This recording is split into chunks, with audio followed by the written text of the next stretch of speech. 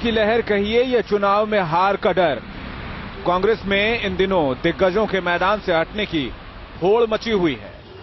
कोई चुनाव लड़ने से मना कर रहा है तो कोई अपनी सीट बदल लेना चाहता है। P Chidambaram, AK. Antony, GK. Vasan, Jayanthi Natarajan और ई.वी.के.एस. एलंगोवन, कांग्रेस के ये वो चेहरे हैं जिनके बारे में कहा जा रहा है कि वो इस बार चुनाव का सामना नहीं करना चाहते। सूत्रों के मुताबिक इन नेताओं ने आलाकमान को अपनी राय भी बता दी है। माना जा रहा है कि तमिलनाडु के ज्यादातर कांग्रेसी नेताओं को हार का डर सताने लगा है। तमिलनाडु में कांग्रेस पहले ही अकेली पड़ चुकी है। डीएमके ने कांग्रेस के लिए अपने दरवाजे बंद कर दिए हैं। राज्य में कांग्रेस की हालत का अंदाजा इसी बात से लगाया जा सकता है कि चेन्नई में हुई बीजेपी की रैली में मोदी ने चिदंबरम को रिकाउंटिंग मिनिस्टर कहकर माखौल उड़ाया था। तमिलों के मुद्दे पर जिस तरह का कांग्रेस का रवैया देखा गया है, उससे एक बात तो साफ है कि अब कांग्रेस भी ये मानती है कि लोकसभा चुनावों में इसका भुगतान करना पड़ सकता है। शायद यही कारण है कि तमाम सीनियर लीडर्स इलेक्शन से बचते नजर आ रहे हैं। 2009 में भी पी चिदंबरम के काउंटिंग को लेकर घमासान मच गया था। सिर्फ तमिलनाडु ही नहीं, कांग्रेस के कई ऐसे नेता हैं जो अपनी सीट बदलने के लिए पार्टी से गुहार लगा रहे हैं। सूत्रों के मुताबिक लुधियाना से सांसद मनीष तिवारी अब चंडीगढ़ से टिकट चाहते हैं। अजमेर से सांसद सचिन पायलट टोंक से चुनाव लड़ना चाहते हैं। प्रताप सिंह बाजवा गुरदासपुर से दोबारा टिकट नहीं चाहते। सिरसा से अशोक तंवर अंबाला से लड़ना चाहते हैं। मुरादाबाद से मोहम्मद अजहरुद्दीन बंगाल या महाराष्ट्र से टिकट चाहते हैं।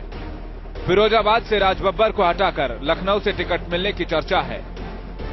वहीं गोंडा से बेनी प्रसाद वर्मा कैसरगंज से टिकट चाहते हैं। सिर्फ कांग्रेस ही नहीं, बीजेपी में भी सुरक्षित सीट के लिए चुनाव लड़ने पर घमासान है। जाहिर है राजनीति में हर कोई अपने लिए सुरक्षित सीट के जुगाड़ में लगा है। Team news nation.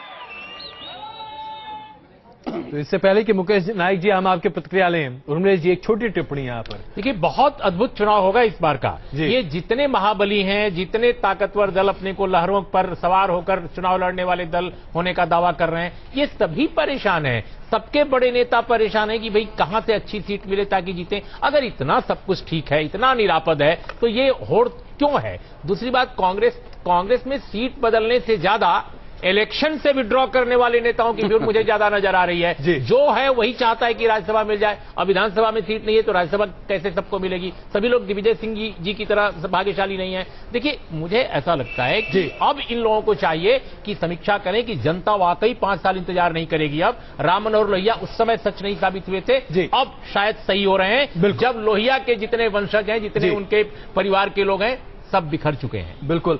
तो मुकेश नाइक जी, क्या हो रहा है आपकी पार्टी में? देखिए, मैं 2 बातें कहना चाहता हूं अजय जी। पहली बात तो ये कि अपवादों को छोड़कर इस देश की राजनीति में जिन नेताओं के पास अपने राजनीतिक दल के अंदर डेमोक्रेटिक स्पेस नहीं है, वो बीजेपी में जा रहे हैं। दूसरी बात मैं ये कहना चाहता हूं कि भारत की राजनीति में इतिहास साक्षी है कि नेता अपनी सीट बदलते रहे, सभी राजनीतिक दलों के। वो चाहते हैं कि जीतकर लोकसभा में जाएं, चुनाव जीते। इसलिए ये बहुत स्वाभाविक है कि वो सुरक्षित सीट ढूंढते हैं। लेकिन सबसे अजीब बात जो इस चुनाव में मुझे देखने को मिल रही है, वो ये कि आपने ये सुना होगा पिछले 3 दिन से टेलीविजन पर कि वाराणसी मोदी की या जोशी की। अभी तक तो हमने ये सुना था कि वाराणसी विश्वनाथ की है। अब ये बहस का मुद्दा बन गया है कि वो जोशी जी की है या मोदी जी की है।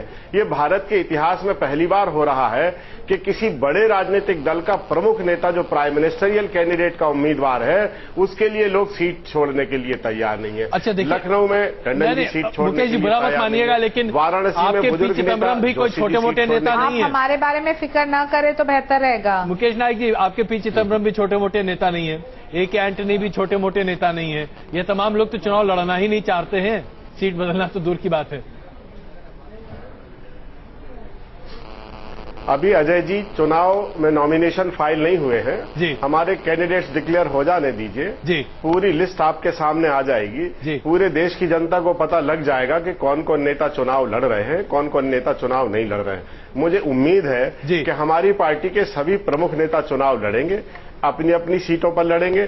जरूरी हुआ तो पॉलिटिकल एडजस्टमेंट और स्ट्रैटेजी के तहत उनकी सीटें भी बदली जाएंगी।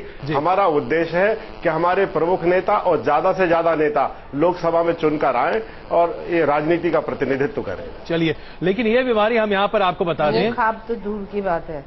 चलिए, मैं आता हूं साइना जी आपके पास, लेकिन एक और छोटी टिप्पणी, एक और यहाँ पर टिप्पणी इसलिए भी जरूरी है और रिपोर्ट कि आम आदमी पार्टी में भी अपवाद नहीं है। और राघव जी, इस रिपोर्ट को जरा आप थोड़ा गौर से देखिएगा। शाजिया इल्मी, जो कि आम आदमी पार्टी के प्रमुख चेहरे के तौर पर लगातार दिखाई देती रही हैं, उन्होंने साफ तौर पर कह दिया है कि सोनिया गांधी के विरुद्ध रायबरेली से वो चुनाव नहीं लड़ना चाहती थी। पार्टी ने जबरन उन्हें टिकट देने की बात कही और इसलिए वो अपने आप को पीछे रखना चाहती हैं। देखिए शाजिया ने क्या कहा खास बातचीत में। सोशल मीडिया के जरिए आम आदमी पार्टी का विवाद सामने आ रहा है। शाजिया इल्मी जी हमारे साथ हैं। मैम, सोशल मीडिया की जरूरत क्यों पड़ी? कोई जरूरत नहीं पड़ी। सोशल मीडिया में ही लोग सवाल पूछ रहे थे कि आप रायबरेली में क्यों नहीं है। आप देखिएगा जो ट्वीट्स आए, तो हमने कहा हमें लड़ना ही नहीं था वहां से, और पार्टी में सब लोग ये बात जानते हैं। लेकिन पार्टी आपको रायबरेली से चुनाव लड़ाना चाहती है, बड़ी सीट है, सोनिया गांधी के खिलाफ चुनाव लड़ी, तो आपकी रजामंदी क्यों नहीं है? बस मेरी रजामंदी नहीं है, मेरे पारिवारिक इसमें रीजंस हैं, पर्सनल रीजंस हैं, और व्यक्तिगत तौर पे मुझे नहीं लगा कि मुझे दिल्ली, क्योंकि मैं अजहरुद्दीन की तरह या सोनिया गांधी की तरह या राहुल गांधी की तरह नहीं हूं कि ऊपर से गए, कुछ दिन देखा, जीते इलेक्शन आ गए। आप अपनी दिल्ली की लोकसभा सीटों पर किसी को उम्मीदवार नहीं बनाते, तो क्या शाजिया इल्मी ने पार्टी में इसको लेकर आवाज नहीं उठाई? नहीं, बिल्कुल हम लोग आवाज उठा रहे हैं, उसके बारे में बात चल रही है। लेकिन आप देखिए महाराष्ट्र में कितनी महिलाएं हैं, केरला में हमने कितनी महिलाओं को आगे किया है, राजस्थान की अब लिस्ट आने वाली है, अब देखिएगा उसमें बहुत सारी महिलाएं होंगी। तो दिल्ली में शायद कहीं कमी रह गई है, लेकिन ऑल ओवर इंडिया बहुत महिलाओं को। आपने आवाज उठाई इसे लेकर?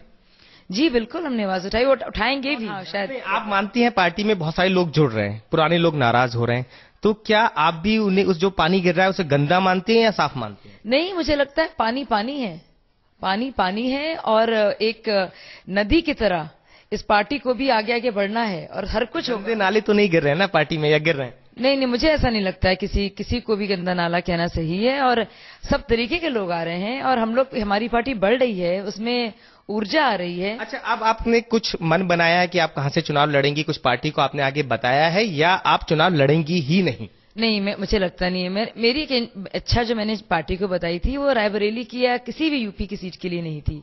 मैं तो दिल्ली से लड़ती, आसान रहता मेरे लिए, क्योंकि यहाँ पे मेरा बेस है और यहाँ मैं ऑर्गेनाइजेशन का काम करूंगी।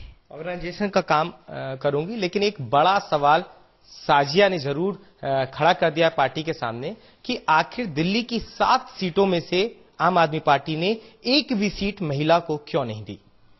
वीडियो जर्नलिस्ट कमल किशोर के साथ पुलकित नागर, न्यूज नेशन, दिल्ली।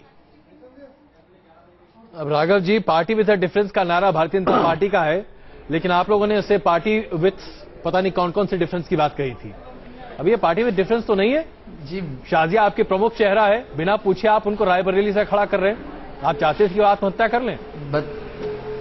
ये बताइए कि शाजिया जी ने ये कब बोला कि पार्टी उन्हें जबरन रायबरेली से खड़ा करने की बात कर रही है? उन्होंने एक बार भी ये बात कही अपने इंटरव्यू में? आपके रिपोर्टर सारे समय कोशिश कर रहे हैं। जी बुरा मत मानिएगा, उन्होंने उन्होंने यही तो कहा, उन्होंने कहा, उन्होंने ये कहा। आप वापसी प्ले करिए, दिल्ली में कहा, आप वापसी प्ले करिए। अजय जी, आप इस वीडियो को वापसी प्ले करिए। जो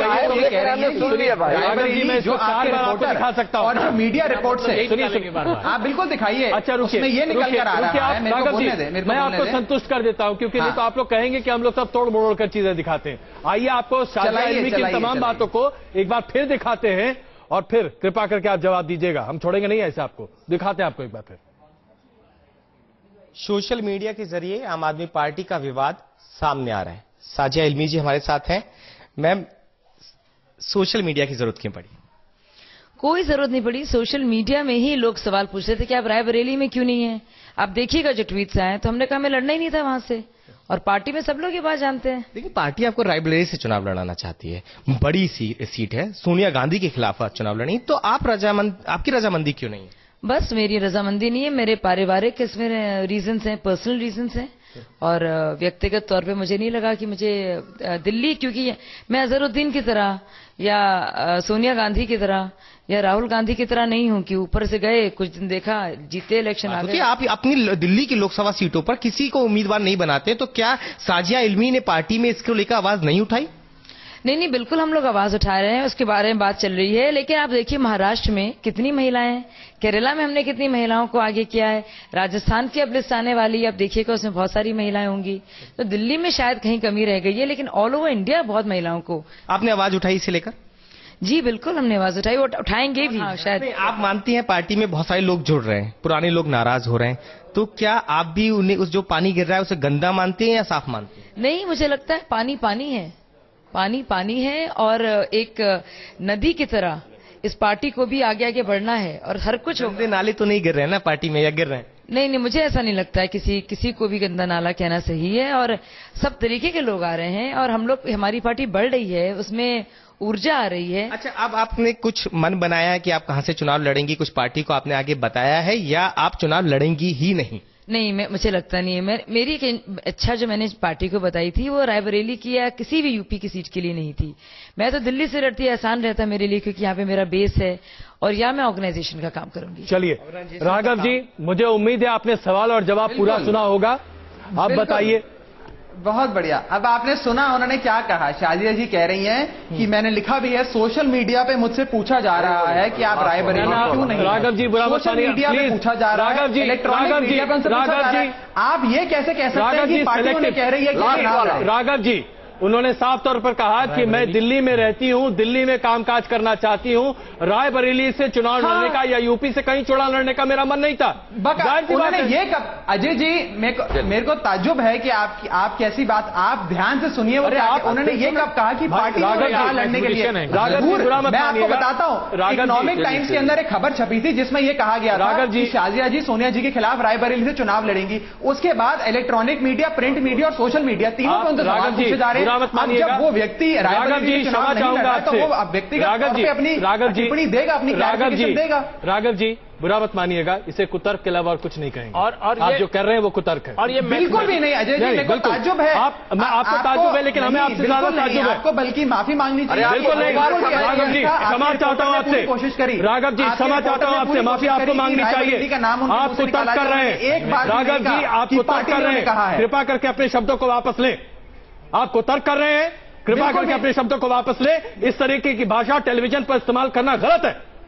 मैं क्षमा चाहता हूं आपसे। धन्यवाद इस चर्चा में शामिल होने के लिए। वापस आते हैं और खबरों के साथ।